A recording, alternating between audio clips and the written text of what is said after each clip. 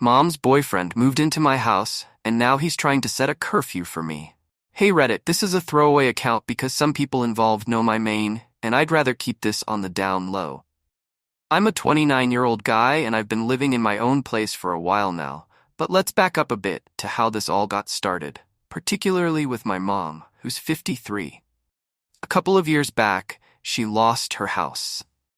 Yeah, not the best turn of events. But the details aren't that important for what I'm about to unload here. Anyway, after she lost her place, it was a no-brainer for me to have her move in with me. I mean, she's my mom, right? Who wouldn't do the same? Plus, I've been doing all right financially. I work in tech, which pays more than enough to keep us comfortable without needing to tighten our belts. So her living with me was supposed to be temporary, just until she got back on her feet. But life has a funny way of redefining temporary. About a year ago, Mom started dipping her toes back into the dating pool. She met this guy, let's call him R, who's 47, and seemed alright at first. They hit it off pretty well, and 6 months into their relationship, they were pretty serious. Or as serious as you can get during the times of a global pandemic. When the lockdowns hit and everything started shutting down, R, who was also a divorced dad, was having a tough time with his place and the whole co-parenting gig. One night, over dinner, Mom suggested that maybe R and his 2 kids, a 14-year-old girl and a 12-year-old boy, could bunk with us until the global mess was sorted. It seemed reasonable enough at the time. His lease was up, and with the world going sideways, it felt right to offer some stability, not just to Mom and her boyfriend, but to 2 kids who were about to face a lot of uncertainties. So they moved in. I figured, why not? I'd met R enough times to know he wasn't a complete jerk, and while we weren't exactly buddies, we were friendly. His kids were polite, a bit shy, but they seemed to warm up after a few movie nights and shared meals. I thought of it as helping out. Plus, it gave Mom something to focus on besides the past, which was a good thing in my book. Now, my house isn't a mansion, but it's spacious enough. 3 bedrooms, a couple of bathrooms, and a nice backyard that was mostly underused until the kids showed up. I took the master bedroom, Mom had her room, and R and his kids shared the 3rd one. We set up a schedule for chores, cooking, and all that household stuff, trying to make everyone feel like they had their own space and responsibilities. When R and his kids first moved in, it was under the whole banner of making the best out of a bad situation. The world outside was going nuts, and here we were, trying to build a little island of sanity. I won't lie, it felt good being able to help, and honestly, watching my mom smile more these days made any inconvenience seem small. That's the thing about family, or what feels like it at the time. You do what you can to make things work. The first few weeks were, I'd say, surprisingly smooth. R's kids were quiet, probably a mix of being in a new place and the whole situation with the lockdowns. They stuck mostly to their room or sat with us during meals, polite to the point of seeming a bit uneasy, but that's to be expected, right? New house, new man around their mom. It's a lot for anyone, let alone kids. R himself seemed to be making an effort. He'd help out with meals sometimes, taking over the kitchen to cook something he claimed was a specialty. "You gotta try my chili," he'd boast, and honestly, it wasn't half bad. He was good about fixing things too. A leaky faucet here, a squeaky door there. I appreciated that. It made me feel like he wasn't just here to ride out the storm, but actually contribute. Mom seemed really taken with how he was around the house, often throwing me a look like, "See, he's a good guy." We set some basic rules early on. It was my house, and while I'm not some dictator, I needed some semblance of order. We agreed on quiet hours, shared responsibilities, and privacy.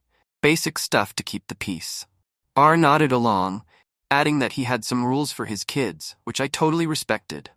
It's his right as a dad, and I figured if he's laying down some law for his kids, he understood the need for some boundaries. The dynamic felt good. I'd finish up my workday and join everyone for dinner. We'd talk about all sorts of things. Movies, the crazy state of the world, plans for the weekend. R would often share stories from his past about places he'd traveled to or jobs he'd had. It was interesting stuff, and it gave depth to the man my mom was with. I started to think maybe this could work out for the long haul, a thought that hadn't really crossed my mind before. However, it wasn't all perfect. There were small signs, little red flags, that I initially brushed off as nothing more than someone getting used to a new living situation. Like how R would insist on rearranging the living room to better suit the flow of the house, or his habit of leaving his tools scattered around after a fix-it job, promising to clean up later, which sometimes meant a couple of days. Small annoyances, sure, but nothing I couldn't handle. Then there was the TV situation. I like to think I'm pretty generous with my stuff, but the TV in the living room was my pride and joy. Latest model, Ultra HD, the works. I didn't mind sharing it, especially for movie nights, but R had a bit of a habit of commandeering it for hours, channel surfing endlessly, and if his kids wanted to watch something, he'd bark at them about what they could and couldn't watch. It started to rub me the wrong way. This was still my house, after all, but I let it slide. Why? Because Mom was happy. She laughed more, joked more, and there was a light in her eyes that had been missing for a long time. So I bit my tongue, chalked up my annoyances to sharing space in a stressful time, and kept rolling with the punches. Then came the incident with the garage. I'm a bit of a car guy. Always have been. The garage is my sanctuary, a place where I tinker and unwind. One weekend, I walked into the garage to find R rearranging my tools and workbench. Just making some space, he said, all casual-like, as if he wasn't turning my private haven upside down. I appreciate the thought, R, but I've got a system here, I told him, trying to keep my cool. He shrugged, a bit too dismissive for my liking, but he stopped what he was doing. Sure thing, but it'd help if things were a bit more organized, right? That comment stuck with me. It was a nudge over a line I wasn't sure I wanted anyone to cross. Looking back, these first impressions were the foundation of what was to come. Small encroachments, tiny tests of boundaries, like he was feeling out how much he could push before I'd push back. I guess in those early days, I was still seeing things through a lens tinted by my desire to make my mom happy.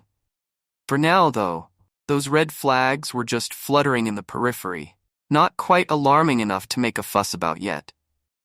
As the weeks turned into months, the initial gloss of having R and his kids around started to wear off. It wasn't just the small stuff anymore. His influence began creeping into every corner of the house, like some kind of slow-moving floodwater, and just like water, it started causing damage where I least expected it. One of the first major signs that R was taking over more than his share of the space was how he handled the groceries and meals. At first, he'd pitch in occasionally, taking charge of dinner, which everyone appreciated, but gradually he started making all the decisions about what we ate without asking for any input. If I brought up buying something different, he'd brush it off, saying things like, No, the kids need to eat healthier," or, "I'm trying to teach them proper eating habits." Noble, sure, but this was still my house, and my fridge he was rearranging. Then there were his rules. What started as reasonable bedtime and homework rules for his kids began morphing into household mandates. He posted a schedule on the fridge one morning, complete with chore assignments for everyone, including me. "We need to keep the place tidy," he'd say, as if I hadn't been living in a clean house before he showed up. His rules didn't stop at chores either. He started setting limits on how late I could watch TV, suggesting it was disturbing the house's sleeping schedule. The same TV situation escalated when he started insisting we all watch what he wanted. Movie nights became R's movie picks, period. If I suggested something else, he'd laugh it off. "Maybe next time," he'd say, but next time never seemed to come around. When I wanted privacy, it became another issue. R had this way of just walking into rooms without knocking. My bedroom, which I had always kept off limits, was suddenly on his casual walk-through tour when he felt like it. "Just checking to see if you need anything," he'd say, but it felt more like he was marking his territory. I found him once looking through my bookshelf, picking up books and flipping through them as if he were in a bookstore. "Just curious about what you read," he explained when I raised an eyebrow at him. It was unsettling. It wasn't long before his parenting style started spilling over onto me. I wasn't one of his kids, but you wouldn't know it from how he started talking to me. If I was heading out to see friends, he'd throw in his 2 cents. "You sure you should be going out with the virus still around?" Or, "Make sure you're back at a decent hour." It was like he forgot who owned the house. The biggest clash came over the use of my home office. I work from home, which R knew, but that didn't stop him from knocking on my door one afternoon with a proposal. "I've been thinking," he began, "your office would make a great study room for the kids during the day. You can work in the living room, right?" He said it so casually, as if he were doing me a favor by reallocating my workspace. I stared at him, trying to process the audacity. "I need the office to work, R. It's set up for my job, which, by the way, pays for this house," I finally responded, keeping my voice as calm as I could manage. He looked taken aback, but only momentarily. "Well, just a thought," he muttered before walking away, but the seed was planted. It was clear he saw no real boundary to his influence in my home. Talking to Mom about it didn't go as I hoped. When I brought up how R's behavior was becoming a problem, she deflected. "He's just trying to help," or "he's good with the kids. Isn't that what matters?" It was frustrating. It seemed like the more he overstepped, the more she justified it. I couldn't tell if she genuinely didn't see the issue or if she was too caught up in the relationship to admit there might be a problem. The situation kept escalating. It wasn't just about a room or the TV anymore. It was about respect and boundaries, two things that were quickly disappearing in my own home. I found myself retreating more, spending time in my room or out of the house just to avoid confrontation. But I knew this couldn't go on. Something had to give, and soon. I was getting tired of feeling like a guest in my own place, tiptoeing around to avoid stepping on the toes of a guy who shouldn't have been in a position to lay down the law in the first place. As these thoughts brooded, the day-to-day interactions grew tenser. Every comment from R felt like a challenge, every suggestion a decree. I knew a confrontation was inevitable. It was only a matter of time before I'd have to stand up and reclaim my space. But I dreaded the fallout, especially with Mom. Little did I know that confrontation was closer than I thought, and it would start with something as simple as a late-night run. By the time the confrontation came around, I was practically walking on eggshells in my own home. It's weird how that happens, isn't it? One day you're the king of the castle, and the next you're dodging landmines in your living room. Anyway, here's how it all went down. It was a Thursday night, nothing special about it. I'd been cooped up all day, banging out work emails and dealing with back-to-back Zoom calls. By the time evening rolled around, I was more than a little stir-crazy, so I decided to clear my head with a run, a late-night run, which wasn't unusual for me.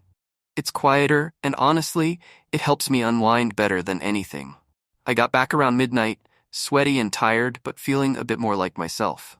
I headed straight to my room, not wanting to wake anyone, especially not R or his kids. I figured everyone was asleep, and I could slip into bed and deal with tomorrow when it came. Well, tomorrow came a lot sooner than I expected. As soon as I hit the bottom of the stairs the next morning, the atmosphere felt off. It was too quiet, even for our usually subdued household. I shrugged it off and made my way to the kitchen, thinking only of coffee. But before I could even reach the coffee pot, the living room door swung open with a force that nearly took it off its hinges. And there was R, red-faced and obviously pissed about something. He didn't waste any time. "In here now," he barked, more a command than a request. I paused, coffee forgotten, as I tried to figure out what I could have possibly done to set him off like this. My first thought was maybe something had happened with his kids, or maybe there was some emergency. I stepped into the living room, and he slammed the door behind me. The sound echoed, a sharp clap that made it clear this wasn't going to be a calm discussion. "Was there any need for that?" I asked, more out of confusion than anything else. He just glared at me and then launched into it. "How dare you come into the house at midnight, slamming doors and stomping around? You woke the kids," he accused, his voice rising with every word. I was taken aback, first because I hadn't slammed any doors. I'm not a teenager sneaking in past curfew. And second because he was standing there in my house, yelling at me like I was some kind of unruly kid. "Look, I came in quietly. If I woke anyone, I didn't mean to. It wasn't that late," I said. "Not that late?" He cut me off, stepping closer, his finger pointed right in my face. "In this house, midnight is unacceptable, and you will respect the rules while you're under this roof." That's when I lost it. The audacity of this guy telling me about rules in my own house was just too much. I felt my own anger rising fast and hot, and I stepped up to him, close enough to see the veins bulging in his neck. I don't know who you think you are, but you don't get to make rules for me. Not in my house. I'm not one of your kids, and you're not my dad. You're just my mom's boyfriend, and that's all you'll ever be, I said, my voice low and steady despite the rage boiling inside. You could have heard a pin drop in the silence that followed. R's face went through a whole range of emotions: shock, anger, disbelief. He opened his mouth to say something, then closed it, then opened it again. Finally, he found his words. I'm trying to run a respectful house here, he said, but his voice had lost some of its fire. If you can't follow simple decency. Decency, I interrupted, throwing his words back at him. You call it decent to walk into my home and start laying down the law like you own the place? You think that's respectful to me? To my home? He didn't have an answer for that. The room felt smaller somehow, the air thick with everything that had been left unsaid for months. Then, from the hallway, my mom appeared, drawn by the shouting. Her face was a mix of worry and confusion. What's going on here? She asked, looking from me to R and back again. I took a deep breath, trying to calm down enough to explain, but before I could say anything, R jumped in. Your son is out of control. He's disrespectful, and he doesn't follow any rules. This is my house. I cut him off, turning to face my mom. It's my house, R, I said. I've been trying to be accommodating, to be good about all this, but I can't do it anymore. Not with him thinking he can run my life. Mom looked between us, biting her lip in that way she does when she's trying to sort out a mess. Maybe we should all sit down and talk about this, she suggested, ever the peacemaker. But I was past talking.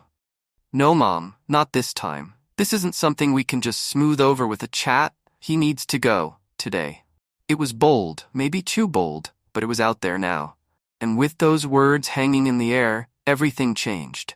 The lines were drawn, and it was clear things couldn't go back to how they were. Not now, not after this. After the blowout with R, the house felt like a war zone that had just gone quiet. The kind of quiet that's thick and heavy, like it's holding back a storm. Everyone retreated to their own corners. R and his kids upstairs, me in my room, and Mom. She was caught in the middle, torn between her son and her boyfriend, a place no one ever wants to be. The fallout was immediate. R avoided me like the plague, which was fine by me, but it was Mom's reaction that stunned the most. She was giving me the silent treatment, something she hadn't done since I was a teenager. It was clear she wasn't happy about how things went down. You didn't have to kick him out, she said once, her voice low and hurt. He was just trying to help in his way. I tried to explain my side about how R's help felt more like a takeover, about the loss of privacy and respect in my own home. But it was like talking to a brick wall. Mom had her view painted with the brushes of romance and hope, and it seemed no amount of reality could repaint those colors. Meanwhile, R's presence became even more grating. He was technically still living with us, but we were like strangers passing in a house that felt too small all of a sudden. His kids, caught in the crossfire, looked more confused and sad than anything. I felt bad for them. They didn't sign up for any of this. A couple of days after the argument, I came down for breakfast to find R sitting at the kitchen table, looking like he hadn't slept. His kids were there too, picking at their food. The air was tense, uncomfortable. I grabbed a coffee and sat down, ready to keep to myself, but R cleared his throat, obviously gearing up to say something. I'll be looking for a new place, he finally said, not meeting my eye. It's clear I've overstayed my welcome. His voice had lost its usual force, now just tired and resigned. I nodded, feeling a mix of relief and awkwardness. Thanks, I think that's for the best. His kids glanced up, worry flickering across their faces. It hit me then. This was their stability being uprooted again, and I felt a pang of guilt. But I also knew this couldn't go on, not like this. The days dragged on, each one a silent testament to the tension in the house. R started packing slowly at first, then with more urgency as he found a place. Mom said very little during those days, her disappointment heavy in the air. But as moving day approached, she started to open up a bit, perhaps realizing that this needed to happen no matter how painful it was. On the day R moved out, it was all business. No tearful goodbyes, no last-minute pleas to stay. just box after box being carried out to a rental van. His kids hugged Mom before they left, a silent promise to keep in touch. R shook my hand, a gesture of peace, or maybe just closure. I couldn't tell. With R and his kids gone, the house felt empty, larger. Mom and I spent the next few days in a quiet standoff. She was hurt, and I knew it. I tried to bridge the gap, suggesting a movie night or a dinner out, but she was distant. It was going to take time, that much was clear.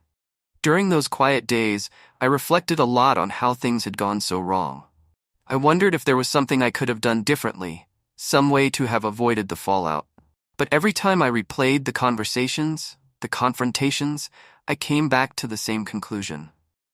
I had to stand up for myself, for my space. Maybe I could have been more diplomatic, sure, but at the end of the day, it was my home. And I couldn't live like a stranger in it. It took a few weeks, but slowly, Mom started coming around. We began talking more, not just about what had happened, but about everything else, work, life, the latest books we'd read. It was like we were rebuilding our relationship, one conversation at a time.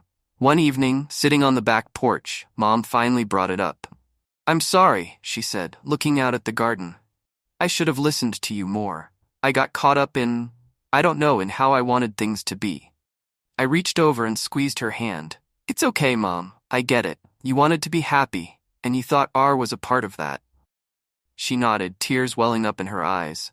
"I did, but I forgot that your happiness matters too. I won't make that mistake again." We sat there for a while, just watching the sunset, the weight of the past few weeks lifting bit by bit. It wasn't a perfect resolution, and there were still some rough edges to smooth out, but it felt like a start to something better, something we could both live with. The days following R's departure felt like the slow return of normalcy in our house, or at least what passed for normal after everything that had gone down. The air was lighter, and even though there was still a hint of tension between Mom and me, each day chipped away at the wall that had built up during R's stay. Mom started to get back to her old self, the one I remembered before all this mess. She began tackling projects around the house that she'd put off for months, repainting the guest room, fixing up the backyard garden, and even planning some DIY decor projects. It was good to see her taking interest in the house again, not just as a place she was staying because of bad circumstances, but as a home. We had our heart-to-hearts, usually over dinner or while watching TV in the evenings. It wasn't easy at first. There were a lot of unspoken things hanging between us, but we made an effort. One night, while we were clearing the dishes, she paused and looked at me, a serious look on her face. "I've been thinking a lot about everything that happened," she started, wiping her hands on a dish towel.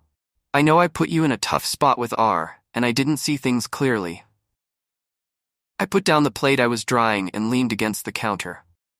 "I know, Mom, it got pretty rough there for a bit." She nodded, swallowing hard. "I let my feelings for him blind me to what he was doing to you, to us. It's not an excuse, but I guess I wanted it to work so badly that I ignored the signs." Hearing her say that, acknowledging the strain R had put on us, felt like a turning point.